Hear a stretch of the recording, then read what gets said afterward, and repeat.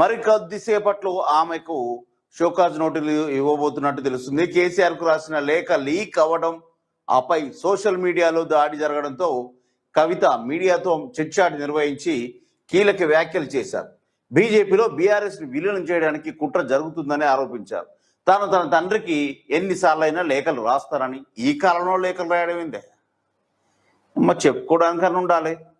ఈ కాలంలో లేఖలేంటి? ఇంత టెక్నాలజీ పెరిగినాక కూడా లేఖలు రాయడం ఏంటి? అది పాతకాలమా?